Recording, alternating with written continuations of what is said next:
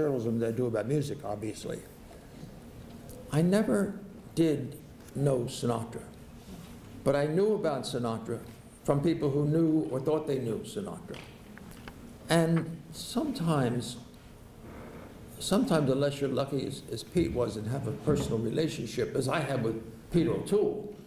I mean, I saw O'Toole after I wrote the piece. I saw him one time. I was in P.J. Clark's, he mentioned, with O'Toole. It wasn't you, was it? Were we with O'Toole one night at 4 in the morning? It was one time we closed the place. Yeah. I think you were there. Yeah. I mean, but I could never do that with Sinatra. I would not. Pete did, but I somehow never was lucky enough. But I wrote the piece. When I finished that piece, you think I thought that was a great piece? No. No, I didn't. It was another piece. I had a 1-year-old daughter.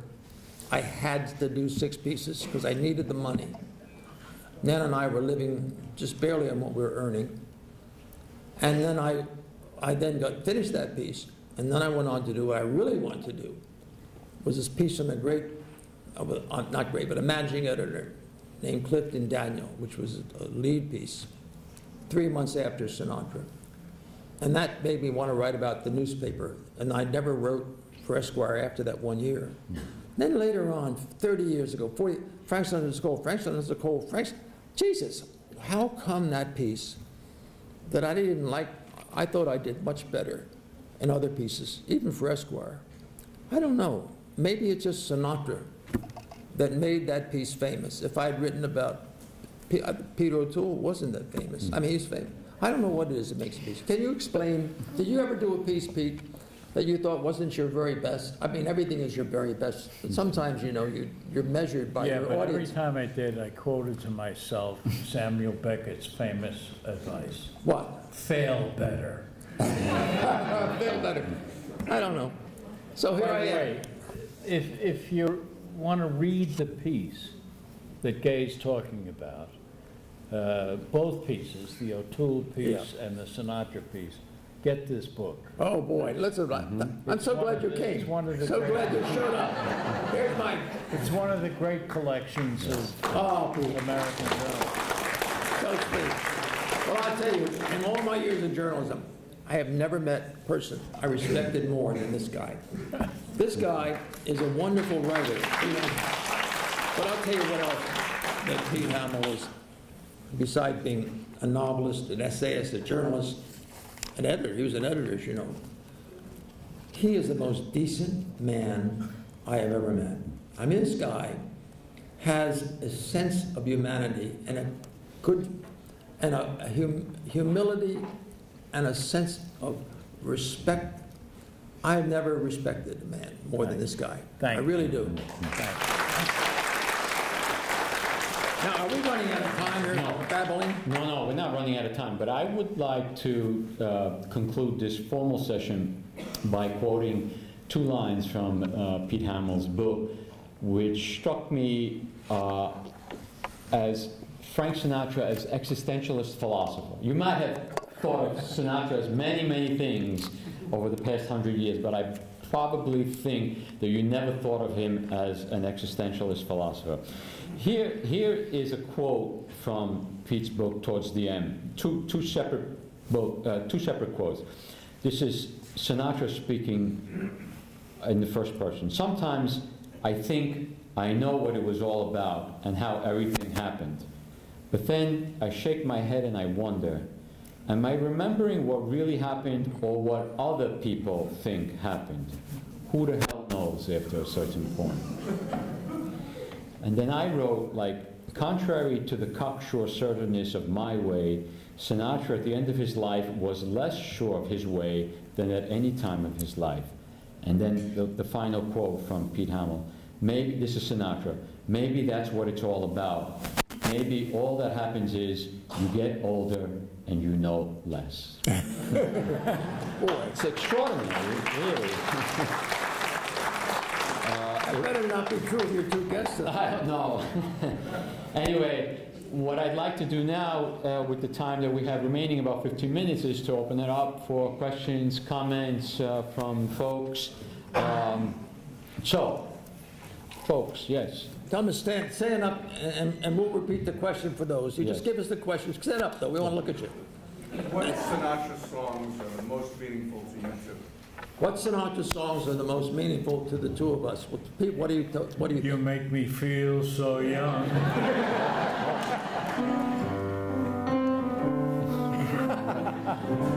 That's great. We told both of them they had to sing for their supper tonight, so. You know, when you hit 80, it becomes your favorite song. What's the next question? Next, no more questions.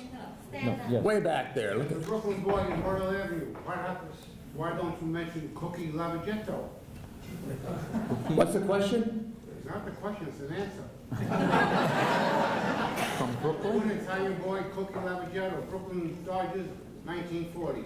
I bet Pete knew it, right? Well, the odd thing is the Yankees had the corner on most of the great Italian players. Not only The DiMaggio, Brooklyn Dodgers in 1940.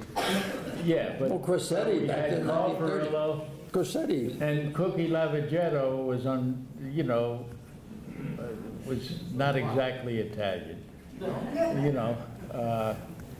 But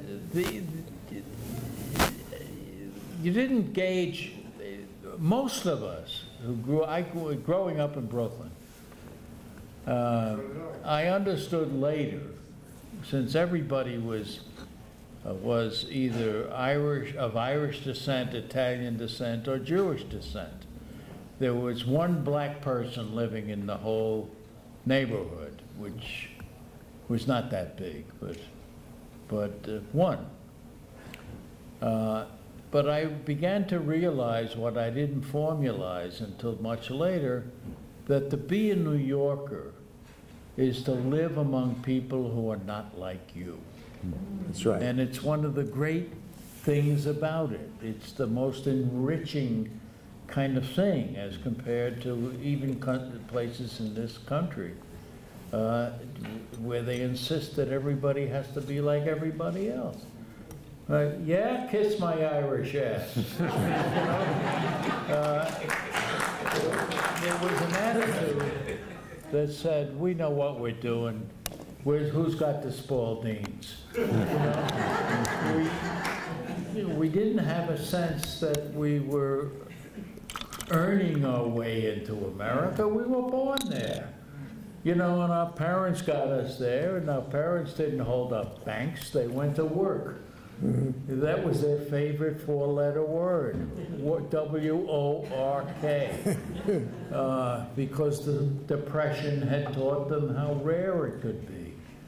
So to this day, there's part of me that thinks of Brooklyn as the old country, in which my old country, as other people, as Gay would think of New Jersey. And a father who's a tailor, so no accident that he wrote the best tailored prose of his generation. Oh boy. You know, nobody came close. So I think we have to look at the world we're in and celebrate it when we're kids. And we did celebrate it. You know, we celebrated it for the rest of our lives. Way back there. Mr. Hamill, in the book North River, I believe it was, the protagonist goes to a dance hall and he sees a singer. You describe him like it's Sinatra, but you don't say it's Sinatra. Was it Sinatra? Repeat the question, Pete. Yeah, I have a scene in a place that's like Roseland. And my character, who's a doctor in the village, and he has an Italian girlfriend, of course. They go dancing in Roseland, and there's a singer who is absolutely based on Sinatra, because Sinatra would every once in a while in those days, in the Depression, before he got a name, go and try to get a gig here and there in Manhattan, a place he could see from the docks at Hoboken. And he would he came in one block at a time to find the whole wide world. And one of the blocks was 52nd Street, where Roseland was. But you're right. Thanks for reading carefully. Got a quick question back there. Gentleman in the back. You know what, Thomas, it's not to go to the Beatles, you know, in the 60s when, you know, of course, they were a big hit here, but looked different music, and now this young group is maybe taking, you know, attention away from him. Because there was an exchange with him and John Lennon. Do you know anything about that? What was the order there? Could you rephrase the question? So the question was like the influence of the Beatles on the whole British invasion. Yeah. How it changed, let's say, yeah. What he thought of it, and was it something that was too different to him that he couldn't relate to, or was it something he was losing attention? It seemed there was some tension between, or back and forth with him and John Lennon. I don't know if there was tension between Frank Sinatra and John Lennon, but there was certainly tension between Frank Sinatra and the British invasion. So these gentlemen can speak to that because they were there. I mean, You speak to it. Yeah, in my limited sense of what he felt, I think at first he felt threatened, like there was a whole shift, a cosmic shift underway that made rock and roll the central part of American music rather than Great American Songbook. So I think he felt threatened about it. He would make wise guy remarks here and there, usually of dismissal. But later on, I think he got to like some of the music, some of the ballads that were done by the Beatles. And there were other songs. I tried to get him to make a record of Desperado. I figured an urban version of Desperado by the Eagles, J.D. Souther, would have been an amazing record, but he never got around to it. I neglected to mention one of our guests. This is a person you might not know, but you have seen his images for the past 40 or 50 years. George Kalinsky is the official photographer of Madison Square Garden and Radio City Music Hall, who created some of the most iconic images of the 20th century. George, would you like to come and just speak about your experience working with Frank Sinatra? I can take this. Thank you. Thank you very much for the great applause. I appreciate that. I must tell you that I admired Sinatra. I knew Sinatra well. I admired him, but I also loved him. And I first met Frank Sinatra a few days before, in 1971, before the first Ollie Frazier fight. And there was a knock on the door, and somebody said, "This Frank Sinatra would like to meet you." And he walked into my office, he extended his hand, and he said, "Hi, I'm Frank Sinatra. I hear you're a great photographer, and I want you to tell me all you know about photography in 5 minutes." And we laughed, and 3 hours later, which included lunch at Patsy's getting a lot of play tonight. 3 hours later, I felt that I had met a man that ultimately would become a great friend for the next 30 years. If you want me to continue on, I will. I don't know if you... Did you have any falling out during this time? During this time, you had a long friendship with Frank Sinatra, a very volatile person, even though he was, we remember him elsewhere. But did you ever have a falling out with Sinatra? Did you ever do something he got mad at? I never did anything that he would get mad at. Matter of fact, we used to have some great conversations about art. Sinatra was a person that whatever he did, he wanted to do the best, and that's how we actually met. He wanted to be, Life magazine had hired him to be a photographer for the Ollie Frazier fight. And in order to do that, he really wasn't a photographer, but he wanted to get the best possible pictures he could, and that's why he came and he contacted me, because whatever he did, he wanted to be the best at what he does, and did. And I remember as our relationship grew on towards 1974, I guess this would be 1973, we went to lunch again, and he said to me that his dream was to be the heavyweight champion of the world. That's what he really would love to be. But this is not a reality for him. So he said the next best thing I can do would be to have a concert at Madison Square Garden, because the greatest event that you can go to would be the heavyweight championship fight at Madison Square Garden. That would be better than any concert, any sporting event in his mind.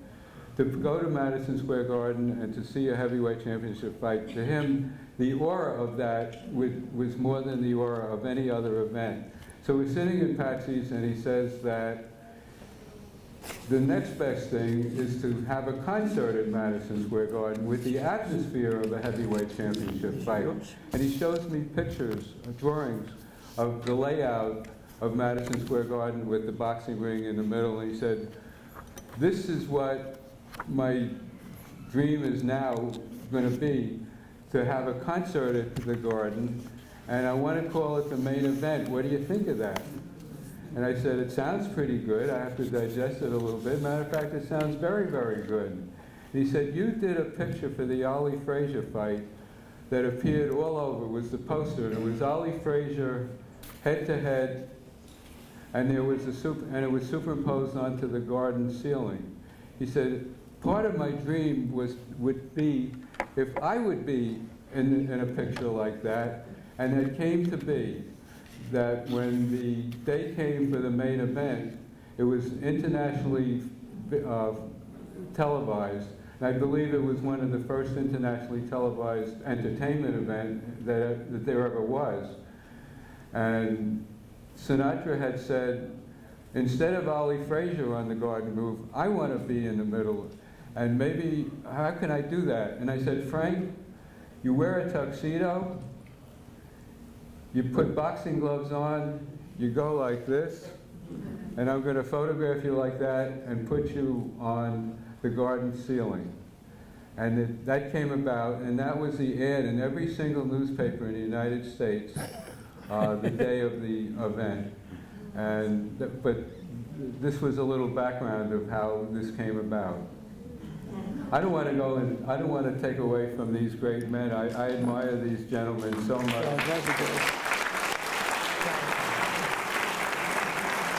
One thing you must know about George, he has probably seen more Knick games than anybody in the whole Northeast, which means he skips purgatory. He has done his suffering. The cover of our conference program is a photograph of George, by George. Oh, that's great. Thank you. I really appreciate being here. I must tell you that my grandfather had a tailor shop that was walking distance from here, and I guess it influenced me also in relation to being a photographer but dressing well. Like, no one can outdo Gay Talese in how he dresses. But I also was born walking distance from here. And so I was raised in Hempstead, Long Island, and I lived here until I was in my 20s. So I just wanted to throw that in. So it's really a pleasure to be here. Thank you. Great job. A couple more questions. Yes. Yes. I read somewhere that eventually Sinatra got to hate doing My Way. Now, I don't know whether it's true or not. Would any of you gentlemen like to comment on that? I didn't hear that, but I know he loathed Strangers in the Night. And George told me tonight that he heard a story that in Sinatra's home in Palm Springs, or wherever it was, that if you push the bell to announce a delivery or something, Strangers in the Night would begin to play. Like maybe that would frighten you off. That was really true. Actually, it was the front door of Sinatra's house, and if you press the button, the doorbell, It would play Strangers in the Night. But why did he hate that song? The student in the back. We don't. I think it was mushy, I think. All right, you first, and then the young lady behind you. I mean, to what extent do you guys feel like an artist like Sinatra needs to be aware that they're creating art kind of throughout the process, as opposed to his talent just being kind of the thing, right? He's a difficult guy, he's a complicated guy, and sometimes you read like an artist doesn't necessarily need to be aware that they're creating art for it to be art, and he almost seems like he fits that kind of. You answer that. Well, I think he... Answer what's the question? Did Sinatra think... Is it talent? Is it talent, or is it him being aware that he's creating this kind of incredible... Is it talent, or is he aware that he's creating something in something that's so much better? an ultra level? Right. Yeah. I think some of it's not art. Remember, Sinatra made a record of Old MacDonald Had a Farm once, because some producer had a contract that made him do it. But I think he understood that you could push the level. And I first understood that in this show that we had here in New York at Lincoln Center about 4 or 5 months ago. For the first time, I saw some of Sinatra's paintings, and it looked like he had painted music. It wasn't, some barely clad woman lying on her elbows or something. It wasn't that. They were abstract, and yet beautifully rendered in a sense that they were thought out. And I wish somebody would do a book of those paintings, however many there are. So he knew what art was. But I think he also knew that, after a certain age, it wasn't about fame or about the money. It was about what he would leave behind. And there were certain things, Gay and I have had editors like this who put it into your head. I had an editor once said to me, as I was sitting there laboring over an old-fashioned typewriter, he said, make sure that if you died in the next half an hour, there's nothing in that typewriter that you'd be thoroughly ashamed of, and then walked away. And some of us did write shameful stuff from time to time on tabloids, particularly. But I think Sinatra did understand what he was doing. He was an intelligent guy. He had read a lot of stuff because he was an insomniac. He wasn't the cartoon figure you met in Hedda Hopper. He was more than that, and a lot more interesting. And these new big fat biographies, I hope they make the point and give us further evidence.